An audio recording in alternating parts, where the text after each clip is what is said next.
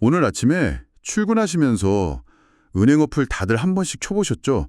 화면에 찍힌 통장 잔고 숫자 아마 어제랑 똑같이 그대로일 겁니다. 네, 우리가 돈을 쓰지 않는 이상 숫자가 줄어들 리는 없으니까요. 그쵸? 그런데 진짜 무서운 건요. 사실 그 통장에 들어있는 100만 원이 자고 일어났더니 80만 원 가치로 확 쪼그라들고 있다는 겁니다.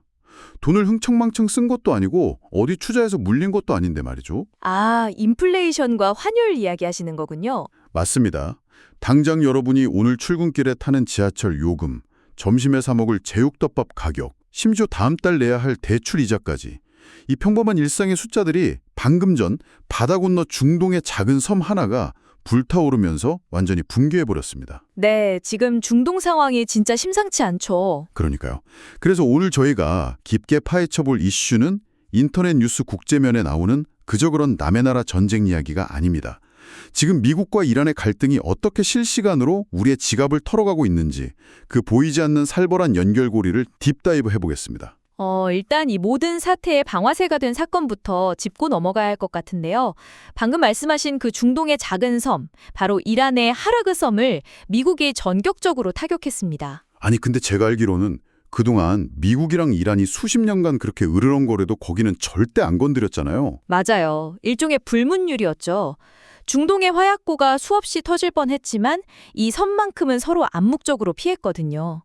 그런데 그 금기가 이번에 완전히 깨져버린 겁니다. 대체 그 하르그 섬이 어떤 곳이길래 불문율이라는 단어까지 나오는 건가요? 뉴스에서는 그냥 석유시설이 좀 모여있다 이 정도로만 나오던데요. 지도를 머릿속에 한번 그려보시면요. 페르시아만 안쪽에 있는 진짜 아주 작은 섬입니다. 그런데 이란 경제라는 거대한 기계의 관점에서 보면 이 섬은 심장 그 자체예요. 심장이요? 네. 이란에서 생산되는 전체 석유의 무려 90%가 바로 이 하르그 섬 터미널을 통해서 전 세계로 수출되거든요. 와, 90%요? 그럼 거의 전부 다 거기서 나가는 거네요? 그렇죠. 이란 내륙에서 뽑아낸 원유가 거대한 파이프라인을 타고 이 섬으로 쫙 모인 다음에 거기서 대형 유조선에 실려 바다로 나가는 구조입니다. 야, 수출 물량 90%가 한 곳에서 나간다니 그거는 국가의 명줄 아닙니까? 직장인으로 치면 그냥 회사가 아니라 내 이름으로 된 월급 통장 그 자체인 셈이잖아요. 아주 찰떡 같은 비유네요. 월급 통장이죠 다. 그동안 미국이 경제 제재를 하면서 이란을 압박했던 건 비유하자면 보너스를 깎거나 연봉을 동결시키는 수준의 괴롭힘이었는데 이번 하르그 섬 타격은 아예 그 월급 통장을 압류하다 못해 물리적으로 불태워버린 거군요. 정확합니다. 달러를 벌어들이는 유일한 파이프라인이 끊긴 거죠. 국가 경제를 굴러가게 하는 가장 거대한 캐시카우를 무력으로 파괴해버렸으니 이란 지도부 입장에서는 당연히 눈이 귀집힐 수밖에 없습니다. 통장이 눈앞에서 불터 없어졌는데 이성적으로 대화하자고 나올 국가는 없죠. 제가 이런 지도자라도 진짜 피가 거꾸로 솟았을 것 같아요. 그러니까요. 당장 보복에 나섰죠. 그런데 여기서 좀 이상한 게 있습니다. 보통 이럴 때는 중동에 있는 미군 기지나 미국 군함을 향해서 미사일을 날리는 게 일반적인 그림 아니에요? 이란은 대체 어디를 때린 겁니까? 다들 그렇게 예상했지만 이란은 훨씬 더 영리하고 치명적인 곳을 찔렀습니다. 바로 이웃 나라인 아랍에미리트 UAE에 있는 푸자이라 항구를 기습 공격한 겁니다. 아니 뜬금없이 왜 아랍에미리트 항구를 때려요? 미국이랑 치고받고 싸우다가 엉뚱한 옆집 대문을 부순 격인데요. 그 대문이 그냥 대문이 아니거든요. 전 세계가 석유를 공급받는 비상구였습니다. 비상구요? 네, 여러분 호르무즈 해협이라고 많이 들어보셨죠? 중동 석유가 바다를 통해 밖으로 나가려면 무조건 이 좁은 호르무즈 해협을 지나야 합니다. 전 세계 원유 물동량의 20%가 여기를 통과해요. 아, 뉴스 타면 항상 거기 유조선 지나가는 화면 나오는 거기 말씀하시는 거죠? 맞습니다.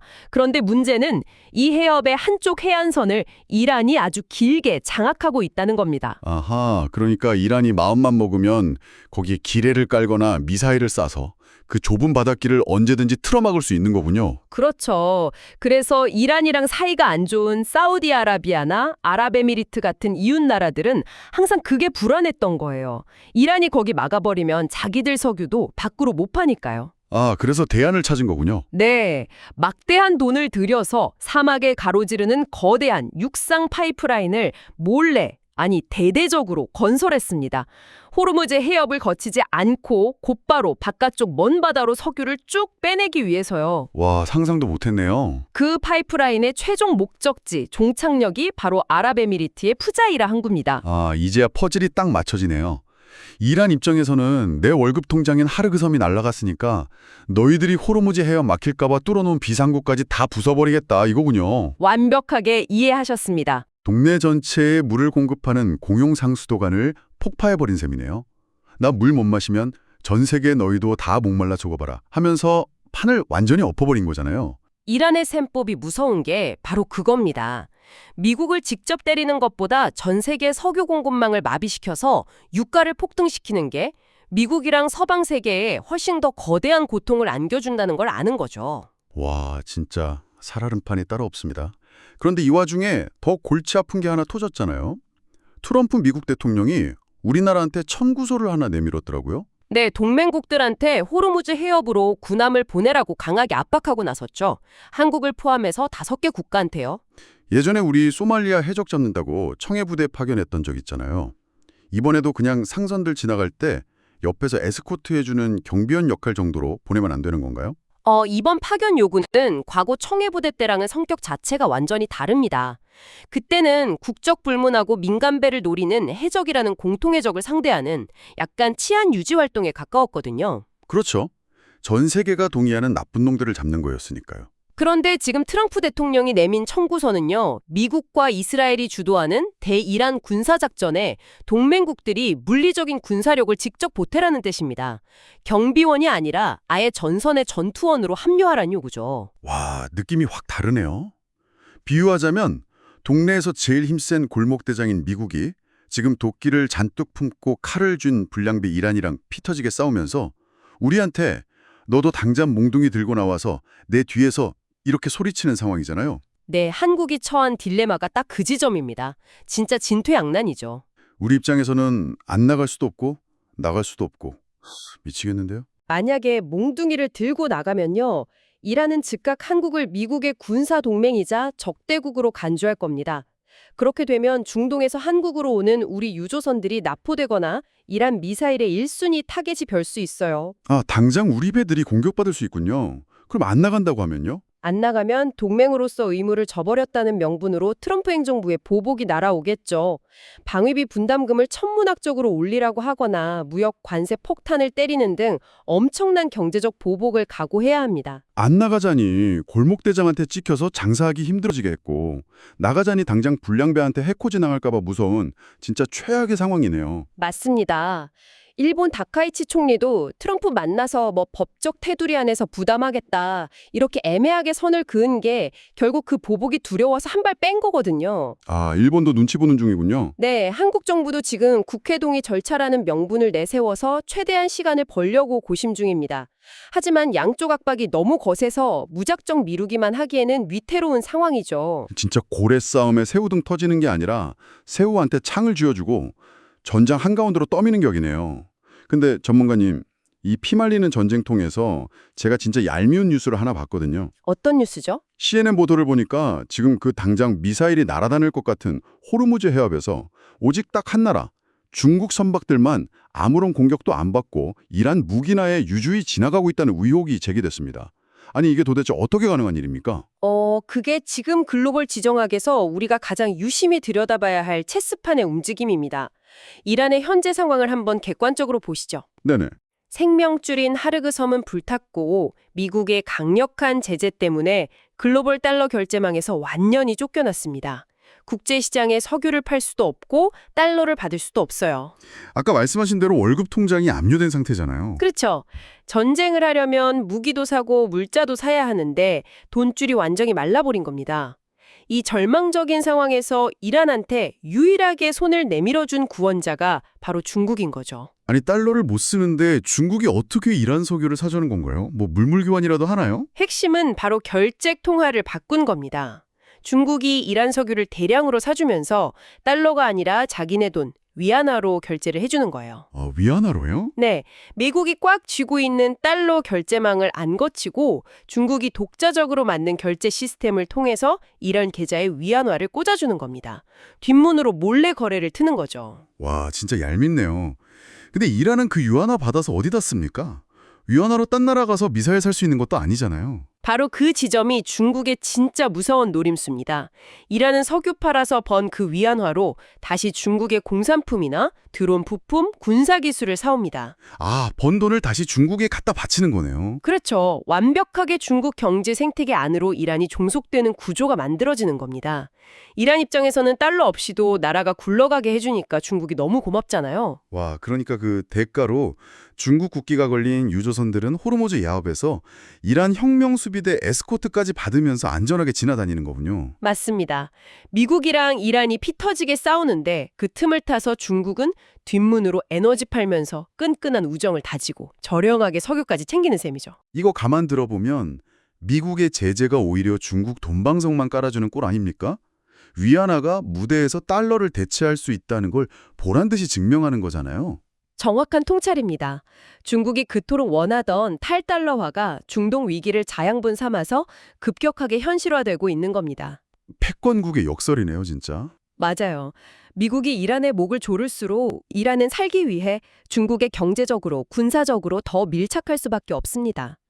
남들은 피 흘리고 선박 보험료가 천정부지로 솟구칠 때 중국만 안정적으로 에너지를 공급받으며 웃고 있는 형국이죠. 이야, 국제사회의 셈법이 이렇게 냉혹하군요. 근데 전문가님, 중국이 위안화로 법권을 쥐든 말든 당장 내일 아침 10,000원 지하철 타야 하는 우리 직장인들 입장에서는 훨씬 더 피부에 닿는 공포가 있습니다. 환율이랑 물가 말씀하시는 거죠? 네, 저 오늘 아침에 원달러 환율 보고 진짜 제 눈을 의심했어요. 1달러에 1,500원을 뚫었더라고요. 이거 옛날 IMF 외환위기나 2008년 금융위기 때 보던 진짜 무시무시한 숫자 아닙니까? 한국 경제에 있어서 환율 1,500원은 그냥 단순한 경제 지표가 아닙니다. 시장에 엄청난 심리적 패닉을 불러일으키는 재난 경보나 다름없죠. 지금 원화 가치 하락률이 전 세계에서 가장 가파른 수준입니다. 제가 진짜 제일 억울하고 이해가 안 가는 부분이 그겁니다. 바다 건너서 미국이랑 이란이 싸웠는데 왜 대한민국에 사는 제 지갑이 얇아지고 제 월급 가치가 실시간으로 녹아내리냐는 거죠. 중간에 무슨 마법이 일어난 겁니까? 마법이 아니라 지극히 차갑고 논리적인 경제의 연쇄작용입니다. 자, 과정을 한 단계씩 뜯어볼게요. 첫째, 중동에서 물리적 충돌이 터졌죠. 전 세계 석유 공급망에 목줄이 끊길 거라는 공포가 시장을 덮칩니다. 네, 아까 그 파이프라인 부서진 거요. 그 공급 부족 공포는 즉각적으로 기름값을 미친 듯이 끌어올립니다. 지금 글로벌 시장에서는 국제 유가가 배럴당 150달러까지 치솟을 수 있다는 경고등이 켜졌어요. 잠깐만요. 150달러면 우리가 평소 알던 가격의 거의 2배 폭등하는 거잖아요. 그럼 당장 우리 출근길 주유소 가격표 앞자리가? 확 바뀌는 거죠. 그런데 거기서 안 끝납니다. 둘째, 한국은 수출로 먹고 사는 제조업 국가이면서 석유는 100% 수입에 의존하는 나라입니다. 우리가 외국에서 기름 사올 때 우리 돈, 원화로 낼 수 있나요? 아니요. 무조건 달러로 결제해야죠. 그렇죠. 유가가 2배 올랐다는 건 한국이 똑같은 양의 공장을 돌리고 차를 굴리기 위해서 어제보다 달러를 2배 더 많이 구해와야 한다는 뜻입니다.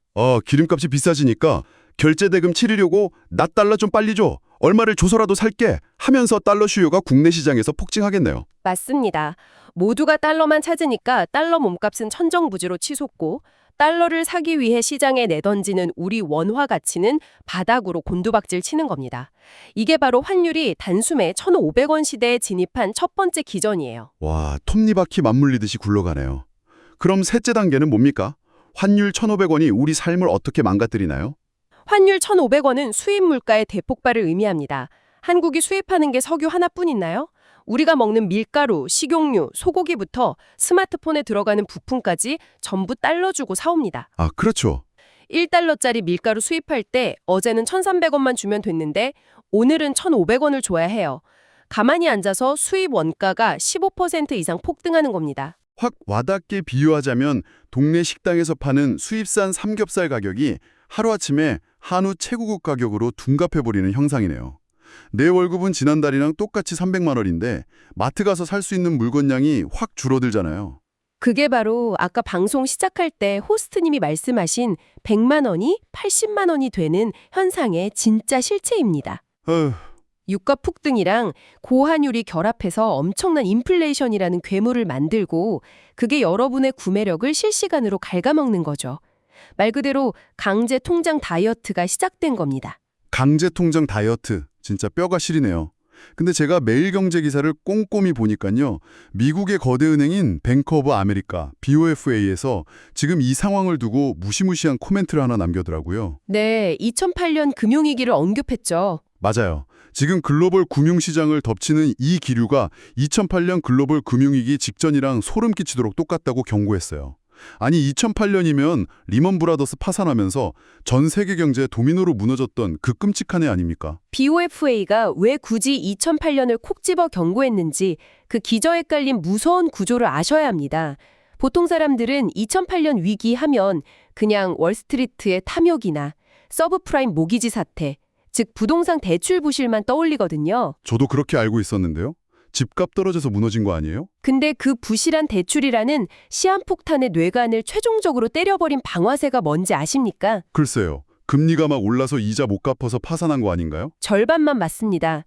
그럼 왜 이자를 못 갚는 상황까지 금리가 올랐을까요? 왜 올랐죠? 2007년 말에서 2008년 초 사이에 중동의 지정학적 불안이랑 신흥국 수요가 겹치면서 국지 유가가 배럴당 140달러를 돌파하며 역사상 최고점을 찍었습니다. 아, 지금 유가 폭등하는 거랑 똑같네요. 네, 지금 150달러 경고하는 거랑 아주 유사한 오일 쇼크가 먼저 왔었어요.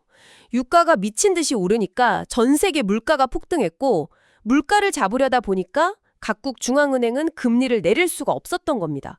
억지로 고금리를 유지하거나 더 올려야만 했죠. 아, 퍼즐이 풀리네요. 물가 잡으려고 고금리가 유지되니까 이자가 너무 비싸졌고 영끌에서 집 샀던 사람들이 이자 부담 못 견디고 파산하면서 은행까지 줄줄이 터진 거군요. 정확합니다. BOFA의 경고는 바로 이 고유가발 악순환의 고리가 지금 다시 작동하기 시작했다는 뜻입니다. 지금 한국의 가계부채 수준 한번 생각해 보세요. 2008년보다 훨씬 심각하죠. 빚내서 아파트 산 사람들 엄청나게 많잖아요. 여기서 유가 급등으로 인플레이션이 통제 불능이 되면요. 한국은행은 경제가 어려워도 금리를 내릴 수가 없습니다. 고금리가 장기화되면 영끌 쪽부터 한계 기업, 자영업자들까지 줄도산하는 사태가 벌어질 수 있어요. 기름값 문제가 시스템 리스크 방아쇠가 된다는 섬뜩한 경고입니다. 와, 자동차 좀 덜 타고 에어컨 덜 트는 수준의 문제가 아니네요. 물가가 대출이자를 옥죄고 결국 가게랑 기업을 무너뜨리는 거대한 해일이 오고 있는 거잖아요. 네, 아주 심각한 상황이죠. 이쯤 되면 진짜 국가가 나서야 하는 거 아닌가요? 정부도 가만히 있진 않겠죠? 뉴스 보니까 정부에서 이거 막으려고 15조 원 규모의 중동 추경, 그 추가 경정 예산 편성 논의한다던데요. 네, 발등에 거대한 불이 떨어졌으니까 다급하게 소방수 투입하려는 겁니다.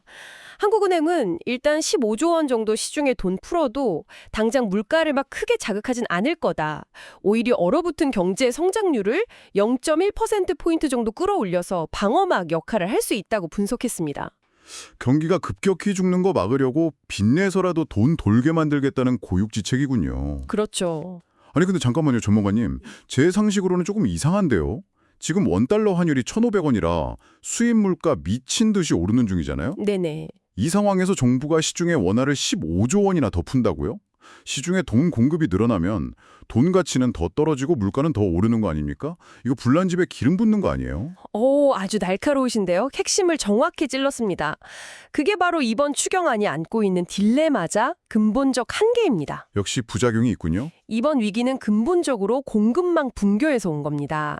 석유 자체가 시장에 없어서 비싼 건데 우리 정부가 국내에 원화 백날 풀어봤자 당장 원유 수입 단가가 떨어지거나 환율이 안정될 리가 없죠. 근본 원인은 달러랑 석유가 없는 건데 우리끼리 원화만 뿌린다고 병이 낫는 게 아니네요. 맞습니다. 추경은 당장 무너지는 취약계층 막기 위한 일시적인 진통제일 뿐이지 치료제가 아닙니다. 만약 위기가 장기화돼서 고유가랑 고환율이 고착화되면 그 15조 원은 엄청난 인플레이션 불쏘시개가 돼서 부메랑으로 돌아올 확률이 높아요. 밑 빠진 독에 물 붓기네요, 진짜. 네, 이런 구조적인 폭풍 앞에서는 국가 정책도 한계가 명확합니다. 결국 개인들이 철저하게 리스크 관리하면서 버티는 생존 모드에 돌입할 수밖에 없어요. 가슴이 답답해집니다.